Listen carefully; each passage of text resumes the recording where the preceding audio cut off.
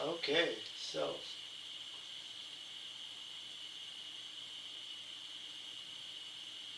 so I think we'll show that. So we'll show that. Okay. Alright.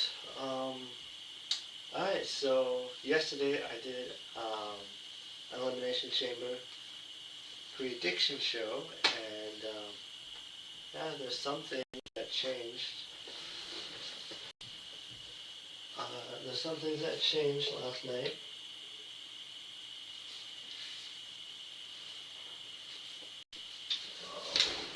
Yeah, there's something that changed. SmackDown opened up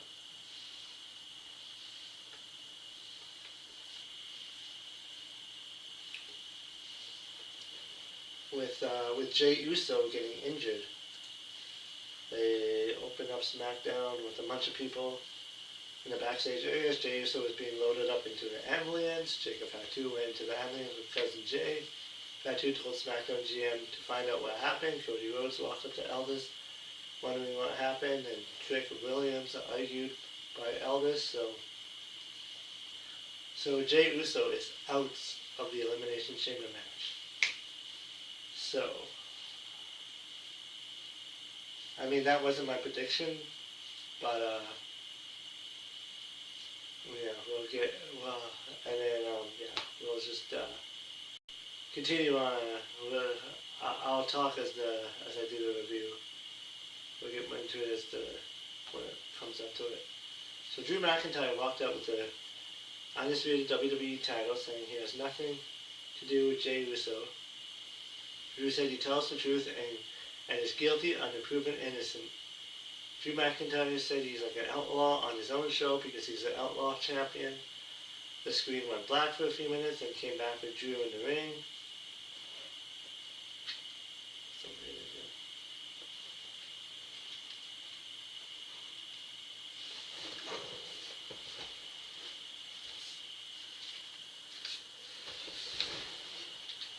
And then, Drew said he should be able to do what he wants, wherever he goes.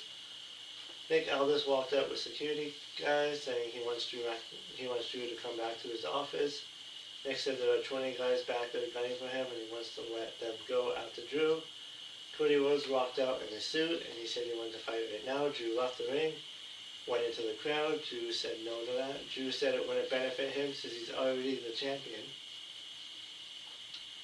Drew said he told Nick he was going to leave, so he's going to leave. Cody said Drew's championship has been spent running like a little bee. Cody said Drew didn't want to give any rematches, and after Elimination Chamber, Cody would get the right, and here's Randy Orton. Randy Orton was next in the RKO Everybody's shirt. He said he feels bad for Jay, but his only concern is tonight at the Elimination Chamber, where he plans to go on to WrestleMania and rip Drew's odds and become a 15-time world champion. Trick Williams was next to join the promo party, saying he's the hottest thing in the business today, which, I mean, as of right now, probably. Trick said that's why Bruno Mars called him out on his new album. Trick said that's since they're in the KFC Center, he figured he could add something to the menu. So he brought his, and here's Javon Evans before Trick mentioned his shoes. Javon Evans walked past Trick and went into the ring, so they all went into the ring. Evans said he was going to win an Elimination Chamber and become the youngest champion and beat Randy Orton's record. And then LA Knight walked out. He cut a promo saying here's a lot of empty promises and mocking everything they were saying. Knight said they had 24 hours until Elimination Chamber, that you all belong to the megastar. Knight shouted out Drew in the crowd, saying that meant the title belonged to him. Trick cut Knight off to say, whoop, that Trick. The fans joined in. Knight said okay and punched Trick. And then Trick pulled Knight out of the ring and they fought backstage. And Evans stood in the ring with Orton and Rhodes. Orton hit Evans with an RKO out of nowhere. Rhodes and Orton had a stare down afterwards. Orton slowly left the ring while Rhodes stood there thinking thinking Orton's music played to end it. Um, the show started off different. Like, I mean, you don't get to see people walked out with an ambulance like that. So it was different. And yeah, then this promo battle was just to promote the elimination chamber.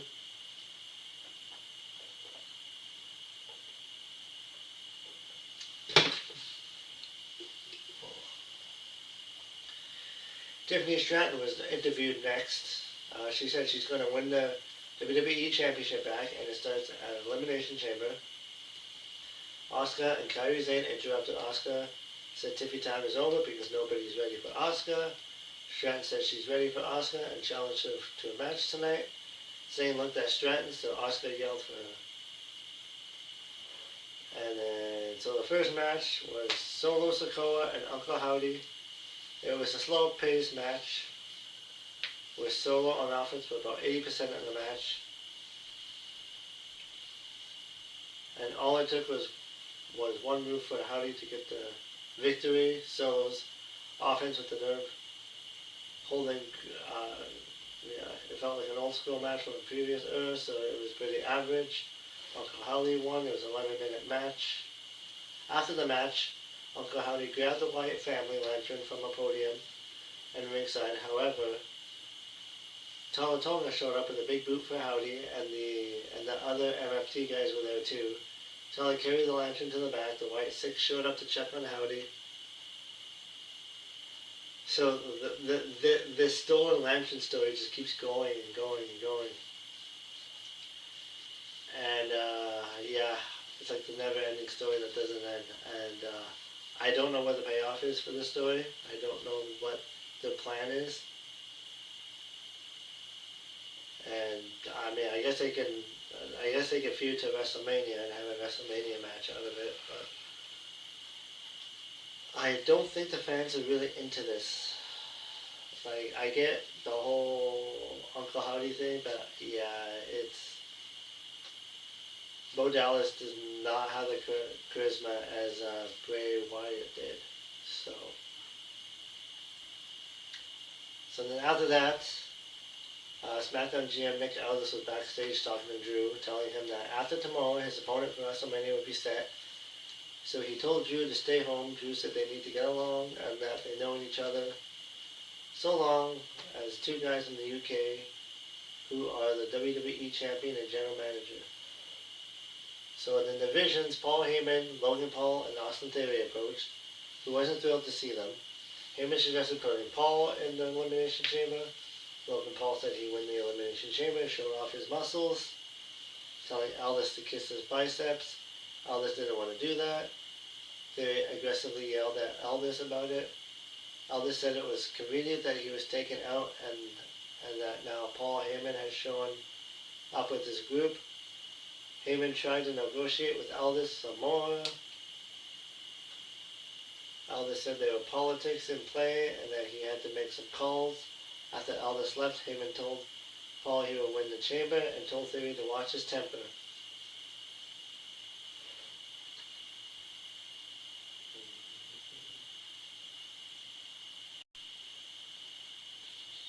So, and then Rhea Ripley, and then another interview.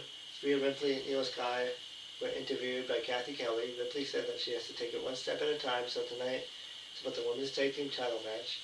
Sky said that Ripley will win the Elimination Chamber match and go on to become the WWE Women's Champion at WrestleMania. Ripley said they are on the same page and they have each other's back. Jay Cargill walked into the screen and told Ripley, "This is cute, but nobody will have Ripley's back at Elimination Chamber, which should be her focus." And Jane said hopefully Ripley doesn't hurt herself for her match.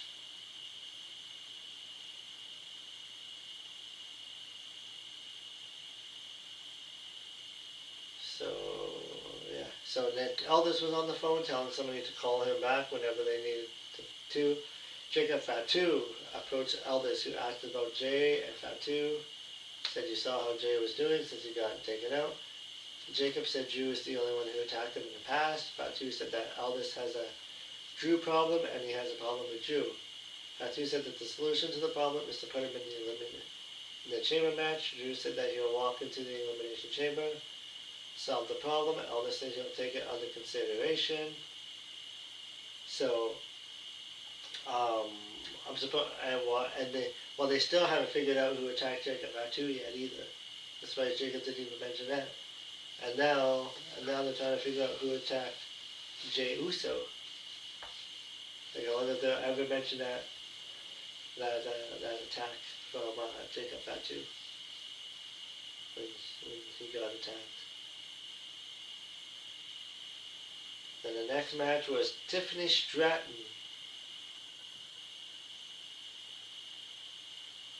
versus Kairi Sane with Asuka. So Asuka did a promo on her way to the ring. Asuka said she was smart. Asuka told Stratton that Stratton would face Kairi Sane instead of Asuka.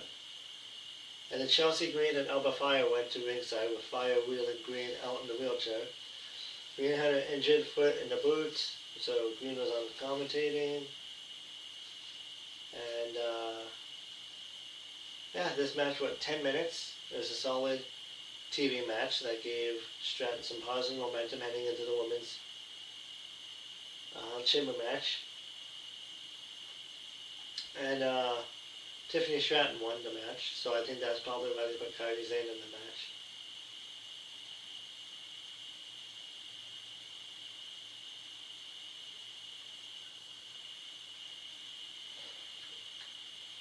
Yeah, and then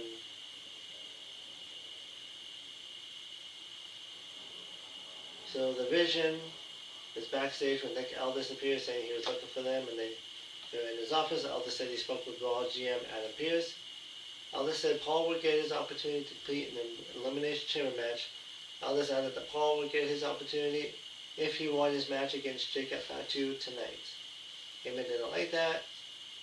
Paul said he sold the most valuable trading card, married the most beautiful supermodel, could beat the Samoan werewolf, and will win the elimination chamber. Paul seemed okay with it now because Paul was confident. So after about an hour of backstage saying that the match is finally set for the elimination chamber spot. So later on that evening, it was Jacob Fatu against Logan Paul.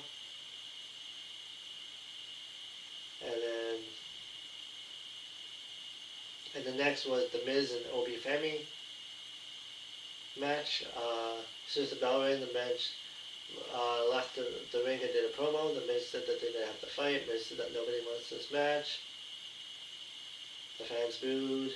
Miz claimed that as a locker room leader, let's use this as a teaching moment. Miz said 20 years ago he was down the street in WWE Developmental. The fans were chanting Oba as Miz kept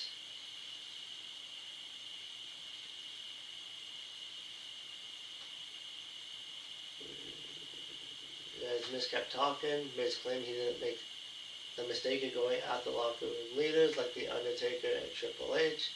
Miz said he wants to take Oba under his wing and guide him. Miz said he wanted to be his Undertaker. Femi said that there was no striking resemblance, but Miz looked like a dead man to him. And then Miz kept rambling on, and then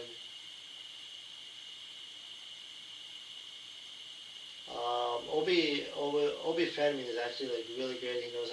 He knows how to work the crowd. And he actually had a decent promo with the Miz, so it's not a lot of people can say that. Femi said he doesn't need Miz to get them chanting his name. Femi asked Louisville if he should join forces with the Miz, who did a Femi strut. Femi asked if they should become the Awesome Rulers, and the fans booed. Femi told Miz he's dying tonight. Miz claimed that this is the teaching moment. This is a teaching moment to teach Femi to be the bigger man. But once the match started, it was a 2-minute match. It was a squash match to give Obi Femi another win.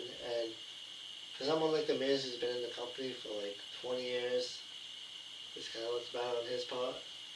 But yeah.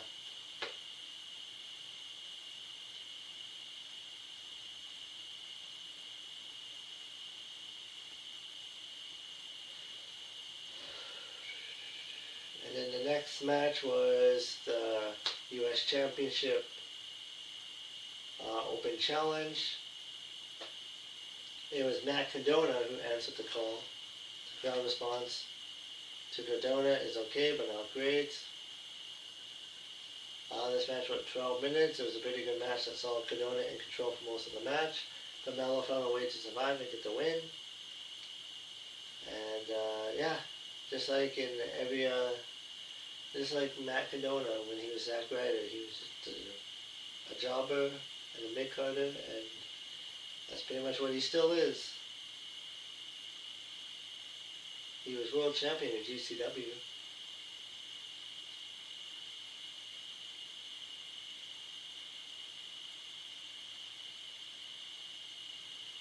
And yeah, the fans didn't seem really the fans didn't really seem into the match. They reacted to the Rough Rider, but other than that, they didn't seem to get into that match that much. But yeah, it would be nice for Hayes to actually get in a feud with somebody instead of having these open challenges. Like, they're nice, but yeah. Then there's a bunch of wrestlers, the Job Squad, mostly Machine Guns, Fraxim, Apollo Crews, Ray Phoenix, Angel Alberto, and R-Truth, who told them how to watch Elimination Chamber on the ESPN app. They were standing by the crate that said it was not to be open until February 28th, which is Elimination Chamber. Candice LeRae walked in with Johnny Gargano laying on the equipment crate, and LeRae said she had a match. Kit Wilson walked in to tell wrestlers that they are toxic. They all left at Kit. So I have no idea what's going on with the whole Johnny Gargano thing. He's all depressed because Tommaso Ciampa left as his tag team partner, because Tommaso Ciampa left to AEW. I'm surprised they still mention Ciampa. An ad for WWE PLEs on the ESPN app for those who aren't in the USA.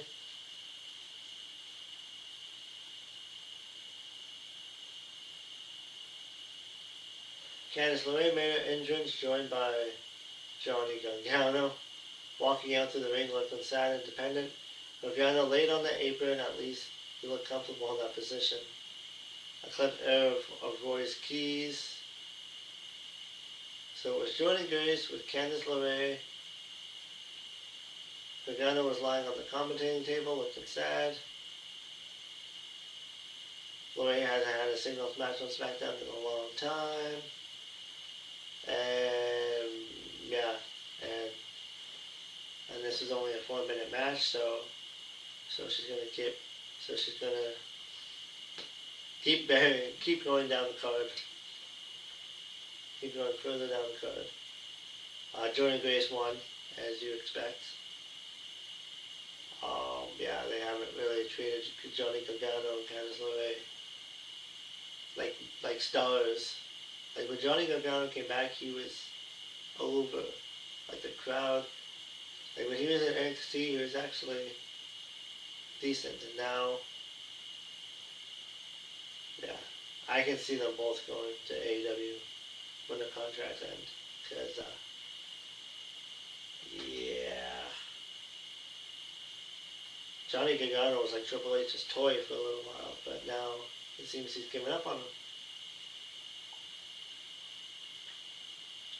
A short match to give Jordan Grace after losing to Jade Cargill. This is all about pushing the Johnny Gargano sad story, and all it took was Gargano walking away to distract his wife.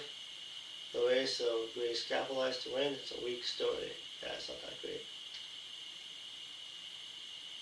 So then Raquel was interviewed. She says she's focused on what needs to be done to win. Jade Cargill interrupted saying Liv Morgan made a good choice going after Stephanie. Jade warned Raquel, saying she would embarrass her at WrestleMania if Raquel wins at Chamber. Raquel said that she'll see her soon. Jade Cargill was approached by Michin and B-Fab. Michin said everyone is coming after Jade's title, including her.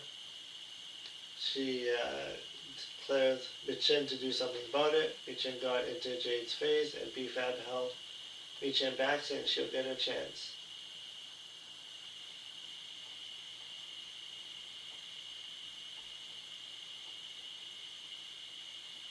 So Jacob Fatu was shown getting ready for his match tonight. Cody Rhodes appeared. He said it might sound funny, but for what it's worth, he hopes it is Fatu in there. Sammy approached Cody and shook his hand. Cody left. Zayn asked Fatu how Jey Uso is doing. Fatu said Jey isn't doing too well. Zayn said he knows he didn't do it. Zayn said he's not 100% sure. You can say the same about Fatu. Fatu wondered what that means. Zayn said that Fatu gets put into the Elimination Chamber qualifying match, and he gets in since Fatu has wanted to get his hands on Drew. Fatu warned Zayn to be careful about what he says next. Zayn wondered what he'll end up in the hospital with Jey. So Zayn said that Fatu is not the only one who wants to get his hands on Drew. Zayn said that Drew screwed him out in the qualifying match. Fatu said that Drew hit Fatu with a Claymore kick, and then Drew hit a Claymore kick on Cody. Zayn didn't take a Claymore kick. Fatu said it looked like Drew was trying to help Zayn win. Fatu said if anybody's pointing fingers, maybe Fatu should be watching Zayn. Zayn said, "You're right," and he's sorry. Zayn said that Fatu deserves a second chance. I don't know why. Zemi seemed to have a good segment, but then he'll like backtrack and apologize. Like that's not helping a character.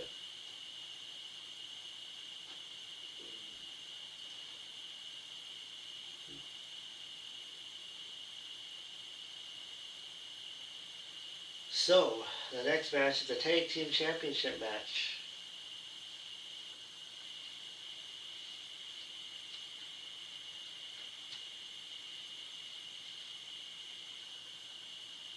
This went 18 minutes, so they were giving a lot of time. And, yeah, and there's new Tag Team Champions.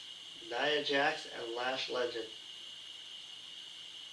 In a way, I was kind of surprised that they were giving them the titles so soon, because it just seemed like Rhea Ripley and Io Sky just got those titles. But I made a prediction yesterday that if Rhea Ripley lost her title, that Rhea Ripley could win the Elimination Chamber. And I said that if she lost those titles, then it would probably be for sure that she will probably win the Rumble or the Elimination Chamber match. So we'll see if my prediction's right, but I don't know where Io Sky's going to go from here though, if that is the case, but yeah. Lash Legend is really good. She's an up-and-coming rookie. Nia Jax, but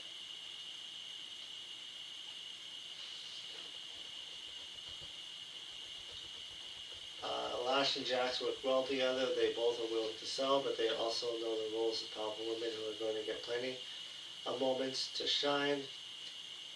And yeah, hopefully they have a decent run as champions.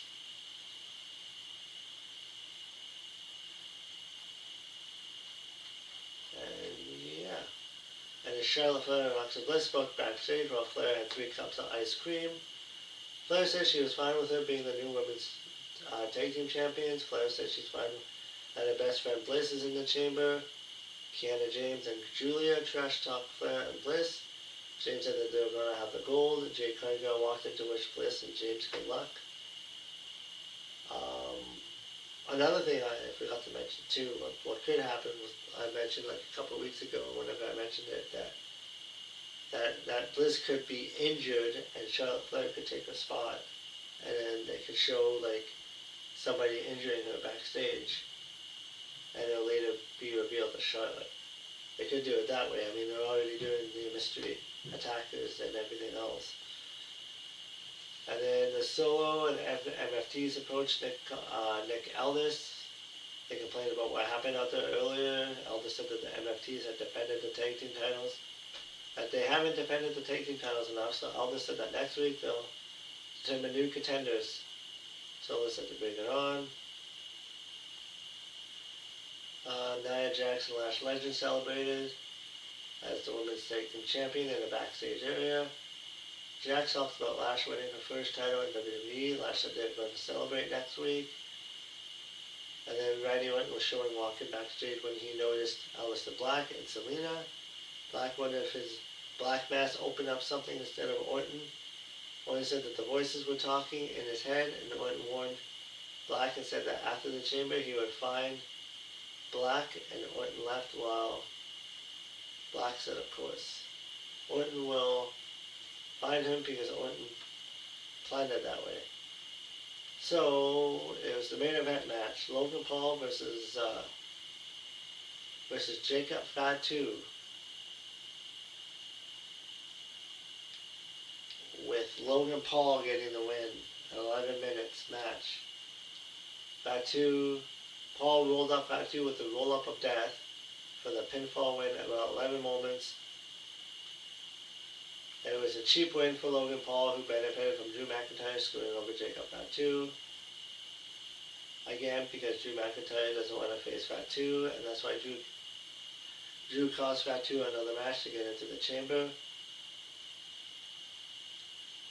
Oh yeah, and then during the match, the masked man came up, and Logan Paul took off his mask, and it ended up being an indie wrestler that nobody knows.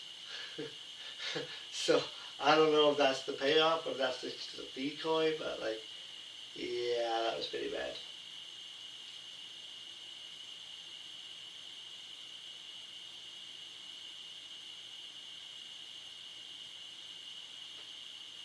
But yeah, I don't think that's the real masked man. It was just some indie wrestler, I think, from like Seth Rollins and Cody Rhodes' school or something. But yeah. So Logan Paul is in the Rumble, or is in the Elimination Chamber match.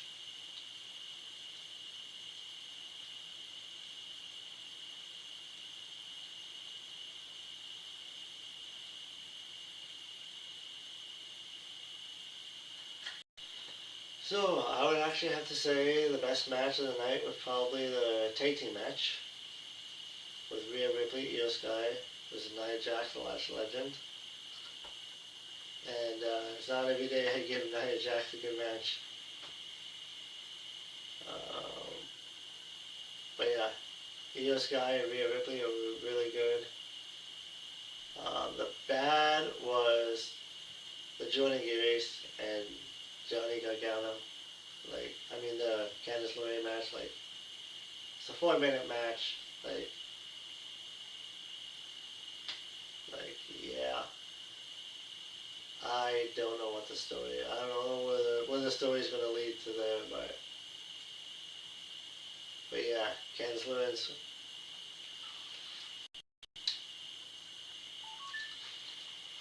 LeRae's first match in like a long time, and she loses in 4 minutes.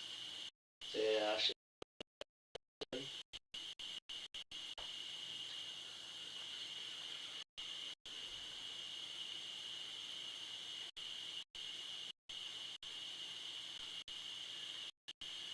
another good match on the show was the Tiffany Stratton and Kairi Sane match as well.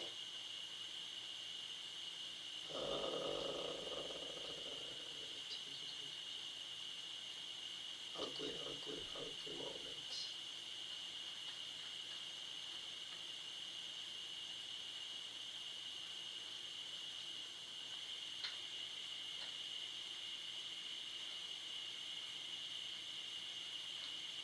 See, the ugly moment I would say would be The Miz and Obi, but I kind of liked Obi having.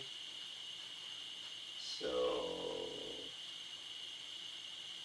I think the ugly moment would have to be Logan Paul winning the Elimination Chamber. Much as I like the vision, I think Jacob Fatu would have been better in the match because he could have feuded with Cody and that would have showcased him to be a star in the chamber. But